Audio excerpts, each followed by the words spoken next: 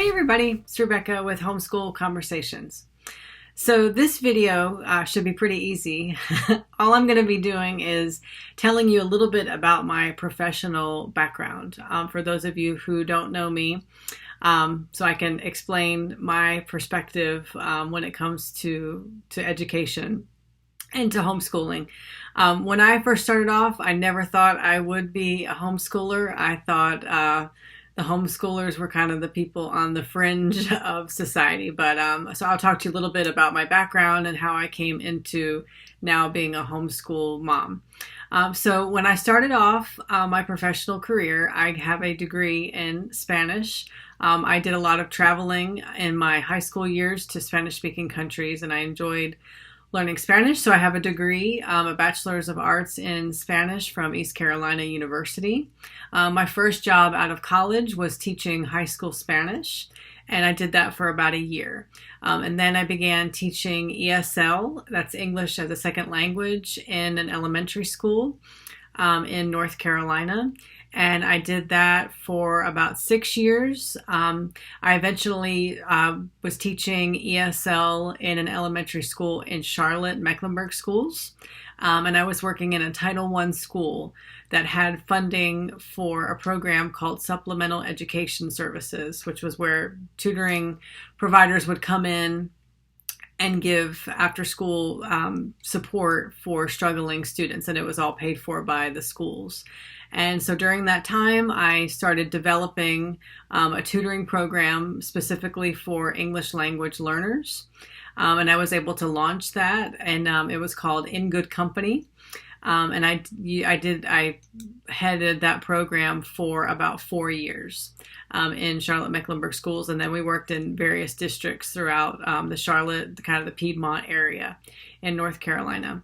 And also during that time, I was able to get a 21st Century After-School grant, and we started an after-school program for immigrant and refugee students with that grant. And we had a facility in East Charlotte during that time, and we worked with refugees from Vietnam, various parts of Africa, the Middle East.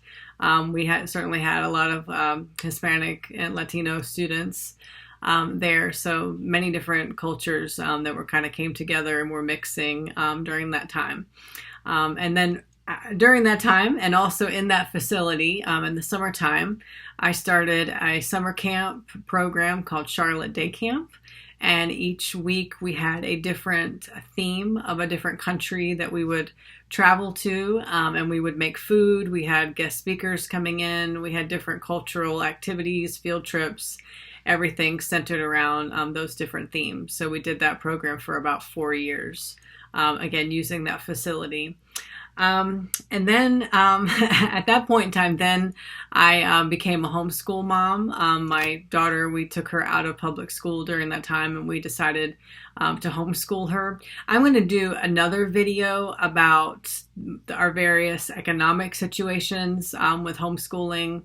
So I'll talk more about that later, because while she was homeschooled, I did go to work full-time for temporarily in a rural county in North Carolina called Bladen County. I was their lead ESL teacher of their ESL program and their migrant education program. So I was working primarily with Spanish speakers, students and their parents during that time. And then I took on the director position at an ESL program at a local university here in Virginia. And I did that for about a year. And I worked with students in developing their English skills for the college level. And I had students from the Middle East, India, various parts of Africa, again, Spanish speakers. So many different wonderful students that I worked with there. And then I taught a class in teaching methodology and linguistics at another local university. So that was working with future teachers and talking about English language acquisition and how to work with those students. I've also in that time, I was doing some teaching online for English with students in China with a small company that was kind of going back and forth with teaching English in China. And I've also done a little bit of curriculum development for working with ESL programs in China. And then after those positions, I worked for about a year and a half doing corporate ESL training with a local, it was an engineer from Brazil and his lovely wife. And I got to work one-on-one with them and learning English for the wife for kind of everyday living. And then with the husband, we were working specifically on vocabulary and English language for his workplace, for his engineering position. So that was very specific with what we were working on there. And I have begun a PhD in instructional design and technology. I also have a master's in education and teaching English as a second language. I'm looking to pick my PhD program back up.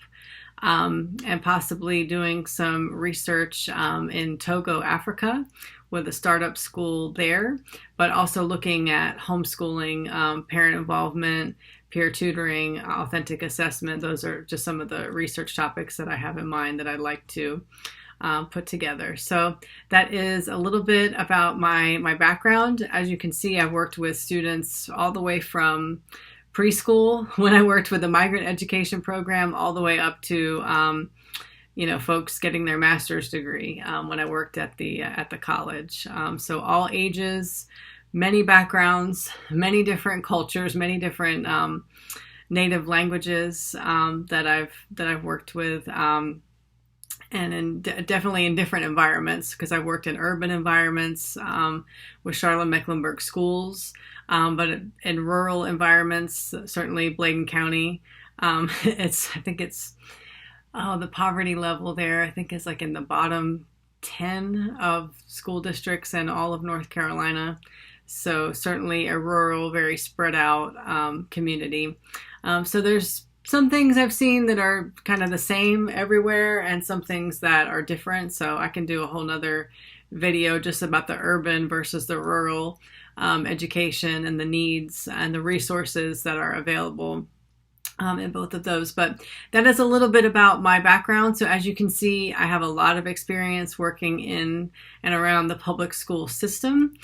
So I hope that when I talk about these topics when it comes to homeschool, that you will find me a credible source of information as someone who has been in the system. And but I do want to emphasize that does not in any way make me more qualified or able to homeschool. I have many friends, fellow homeschooling moms who do not have the same background that I do, and they are in the trenches, educating their kids, loving their kids, discipling their kids, just the same as I am. In some ways, it's actually harder when you're coming from that public school background to coming into homeschool, because you're used to doing it in a specific way and on a specific schedule, and you feel like you're handcuffed to that. And when you kind of get out here on this side of it and you see all the freedom that you have and all the strategies and all the things that you learned and that you wish that you could have done before, and now you can